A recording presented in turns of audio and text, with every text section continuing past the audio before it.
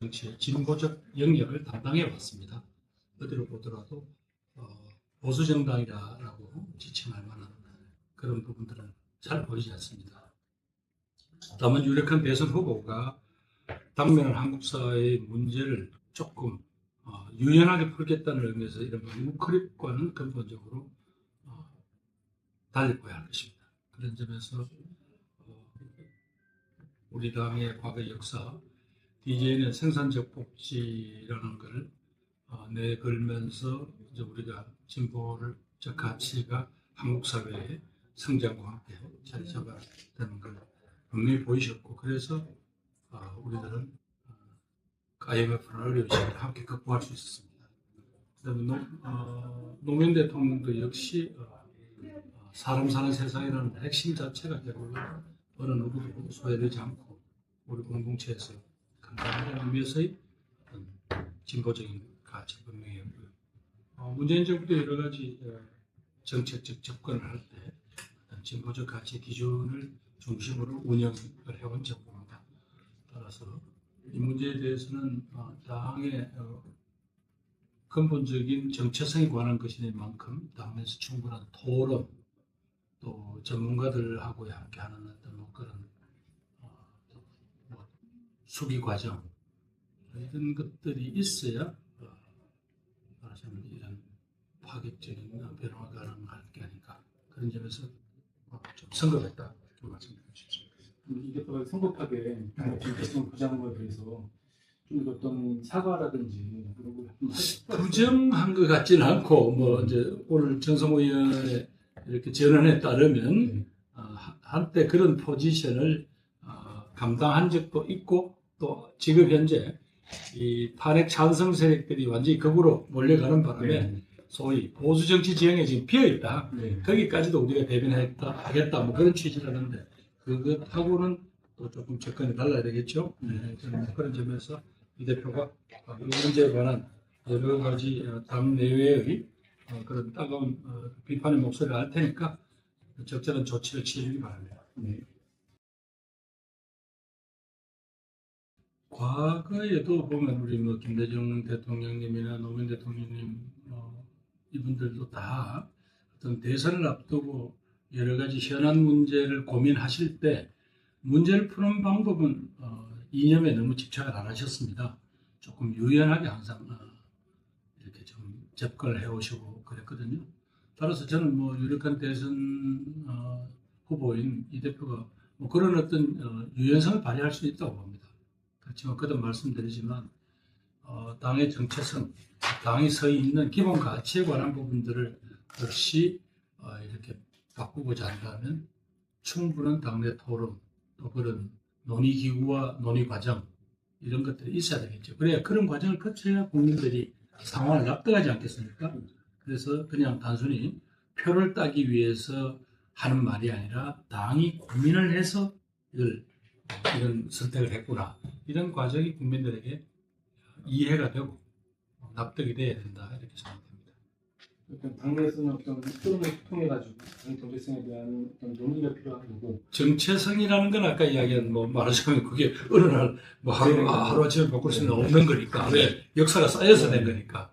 다음에 이제 아까 얘기한 주요 정책을 뭐 우크릭 할 때라든가 또 혹은 바꿔야 될 때 뭐 좌클일 수도 있죠.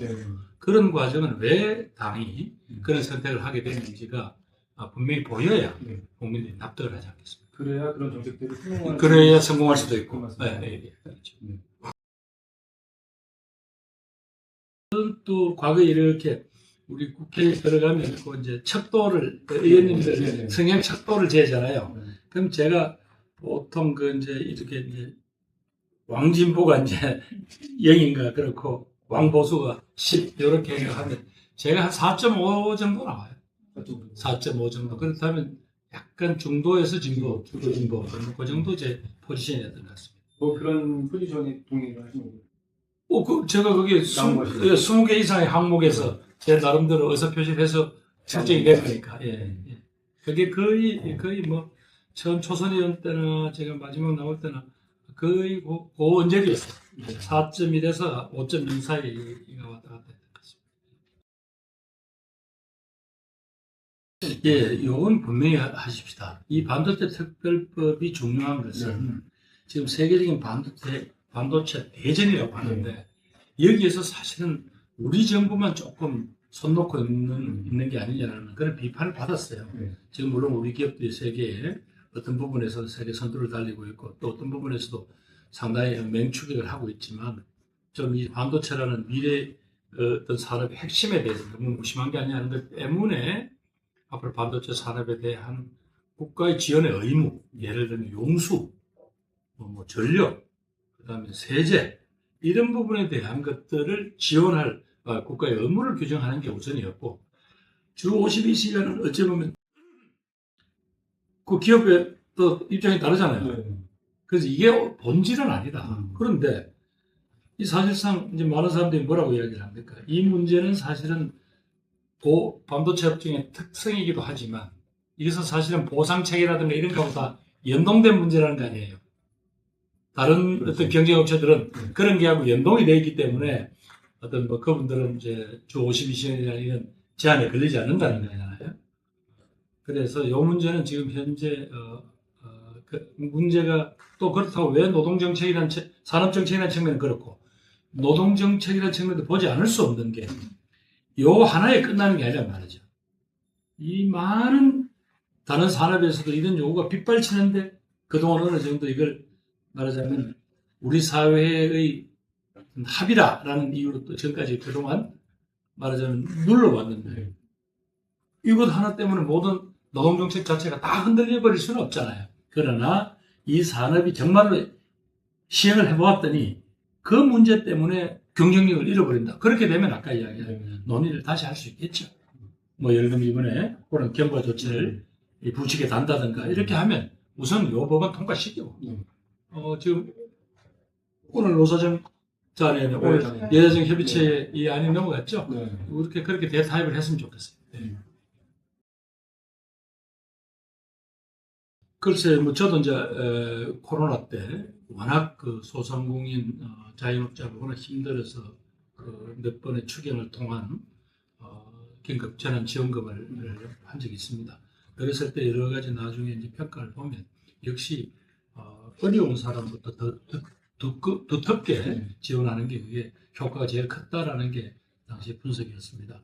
그래서 이번에도 그렇게 이제 13조 가까이 되는 큰 돈이니까 이제 지금 그렇게 쓰지 말고 오히려 그 부분을 아까 얘기한 AI 등 신산업에 대한 여러 가지 준비, 그다음에 청년 일자리, 그다음에 소상공인 자영업자 등 아주 어려운 청에다가 지원하는 이런 쪽으로 돌리면 어떨까? 그래서 이 문제에 대해서는 이 대표가 이번 추경이 급하니 추경 통과되는데 이게 걸림돌이 된다면 양보할 수 있다라고 했으니까 기왕에 한다면 지금은 사실은 제법 규모 있는 추경이 필요하다고 생각을 하잖아요. 그러면 이번에 그것을 그쪽에 돌려라.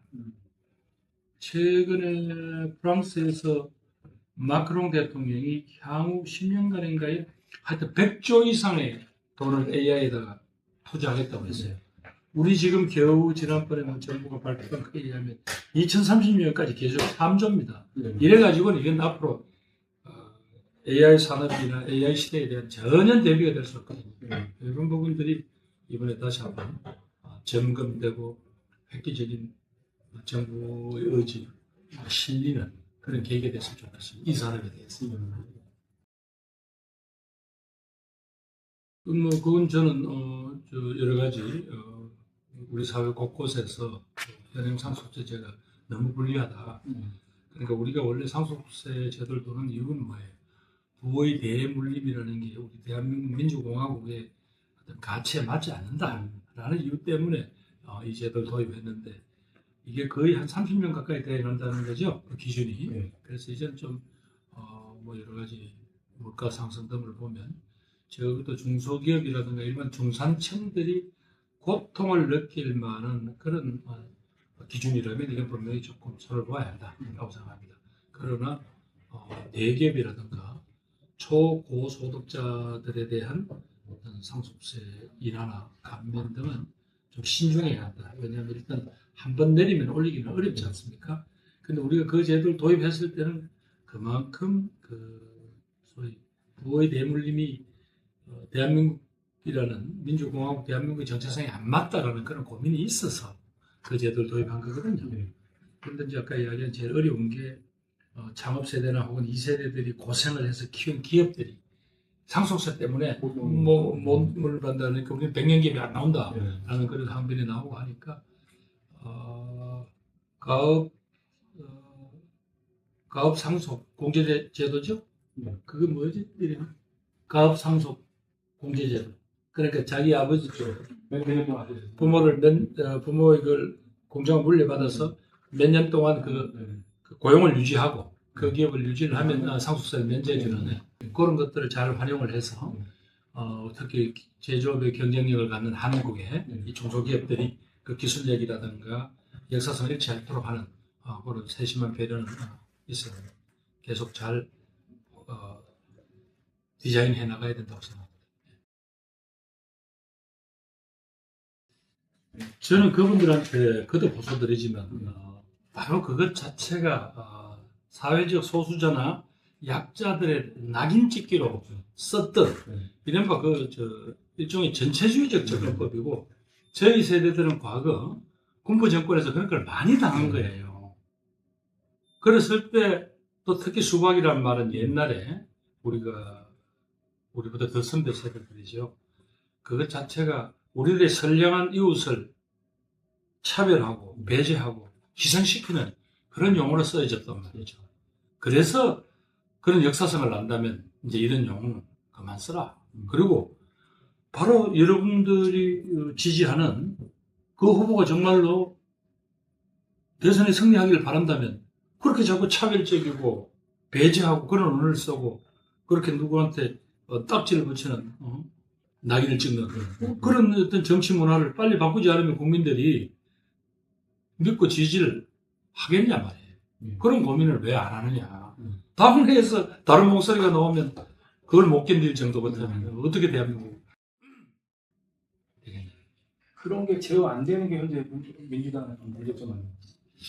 그래서 뭐 이제 제가 그런 어떤 당의 포용성과 민주성 자체가 지금 현재 자꾸 사라지고 있다라는 비판을 받는데 당 대표를 비롯한 지도부가 바로 그런 고민을 해야죠. 우리 민주당이 이 국민들의 계엄 내란 탄핵이라고 합시다. 계엄 내란 탄핵. 이 전국에서도 민주당이 이렇게 압도한 지지를 못 받는 이유가 뭘까요? 결국은 이제 바로 민주당의 그런 건강한 생명력 이런 것들이 보이지 않는다. 이런 질책이 아닐까 싶네요.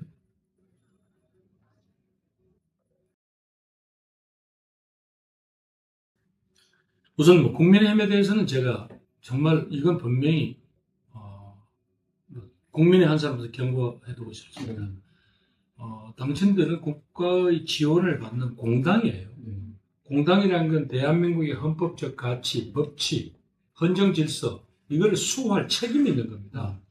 그런데 지금 그것을 법치와 민주주의, 헌정 질서를 짓밟은 그 계엄과 내란을 지금 옹호하겠다는 겁니까? 그리고 그렇게 목소리를 내는 사람들 곁에 있다고 해서 그분들 힘을 의지해서 그럼 대한민국 미래를 설계할 수 있습니까? 그래서 빨리 그 부분에 대해서는 당신들의 원래 자리로 되돌아오라. 뭐 아스팔트에서 그런 목소리를 내는 분들이 있다는 걸 가지고는 뭐 우리가 어떻게 하겠습니까? 뭐 그분들. 그러나 공당이 그런 일을 하는 데서는 오늘 비판을 받아야죠. 그리고 저는 아주 따끔하게 비판을 하고 싶습니다.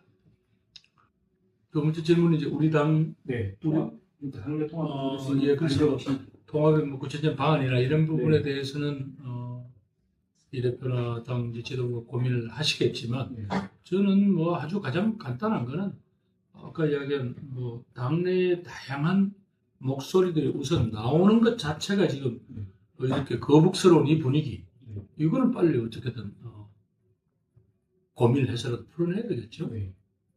그 다음에 이제 그렇게 하더라도 얼마든지 자유로운 의사개진이라든가 이게 당에서 또 그런 게 당 운영이 포용이 되고 이런 모습들이 보이는 바로 이제 다양성 민주성 포용성이 보일 때 민주당이 국민적 지지도 받고 민주당에 대한 민주당 자체가 이미 경쟁력이 올라가는 그런 튼튼한 플랫폼이 되지 않겠습니까? 네. 그걸 말씀드리겠습니다. 이런 그런 운영에 대해서 당대표한테 뭐 요청할 거 그런 네. 고민을 해달라. 그다음에 또 하나는 그날은 지금 이번 이 사태가 이런 가장 큰 원인이 뭐냐? 대통령에게 과도한 권한이 집중됨으로써 아무도 제동 장치 없이 이렇게 온 국민을 나란히 빠뜨릴 수 있는 이 제도의 허점. 이거 이번에 고치자는 게 국민들의 요구 아니에요? 네. 그래서 이 대표도 일단 대한민국 지도자가 되겠다면 여기에 관한 입장을 분명히 밝혀라. 그래서 이건 개헌하자. 네. 자꾸 이게 어떻게 헌재에서 이루어지고 있는 탄핵하고 무슨 말하자면 뭐 영향을 미칠 수 있다. 네. 저는 그렇게 생각을 하지는 않습니다. 네. 그건 탄핵은 탄핵대로 헌재에서 진행이 될 것이고 네. 대한민국 미래에 대한 탄핵 이후에 대한민국을 어디로 가느냐는 국민들의 이 어떤 답답함, 궁금증이 있어요. 네. 거기에 대해서 정치 지도자라면 답을 내놔야 된다. 네. 그런 이야기를 하겠습니다. 네. 근데 마지막에는 민주당이 지금보다는 민생을 걱정하는 좀 유능한 그런 결과물을 내다오. 그게 이제 법안일 수도 있고 여야정 협의를 통한 성과물일 수도 있고 뭐 이제 초당적 외교안보 협력일 수도 있고 뭐 그렇겠죠. 그런 거 큰 거는 한 세 가지 그 분야에서 요청하는 겁니다. 그게 그러면 하나는 당립 당내 자연성 합병성 민주당 문제고 그다음에 개헌 문제. 문제고 그다음에 세 번째는 저는 당 민생 왜냐하면 지금 원내 네. 압도적 일당이니까 네. 이럴 때는 민주당이 얼마든지 말하자면 조금 유능하게 할 수 있다. 네. 그걸 자꾸 이제 말하자면 뭐 자꾸 이렇게 여야가 싸움만 하는 거는 이제 국민들이 조금 네. 좀 지쳤잖아요. 네.